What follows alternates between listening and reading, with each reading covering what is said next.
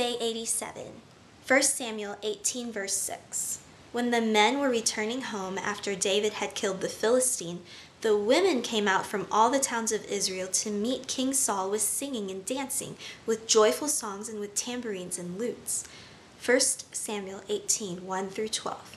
After David had finished talking with Saul, Jonathan became one in spirit with David, and he loved him as himself. From that day Saul kept David with him and did not let him return to his father's house. And Jonathan made a covenant with David because he loved him as himself. Jonathan took off the robe he was wearing and gave it to David, along with his tunic and even his sword, his bow, and his belt.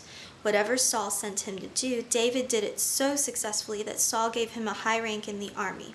This pleased all the people and Saul's officers as well. When the men were returning home after David had killed the Philistine, the women came out from all the towns of Israel to meet King Saul with singing and dancing, with joyful songs and with tambourines and lutes. As they danced, they sang, "Saul has slain his thousands, and David his tens of thousands." Saul was very angry. This refrain galled him. "They have credited David with tens of thousands," he thought, "but with me only thousands, but me with only thousands. What more can he get but the kingdom?"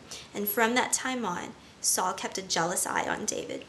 The next day, an evil spirit from God came forcefully upon Saul. He was prophesying in his house while David was playing the harp, as he usually did. Saul had a spear in his hand, and he hurled it, saying to himself, "I'll pin David to the wall." But David eluded him twice. Saul was afraid of David because the Lord was with David, but had left Saul.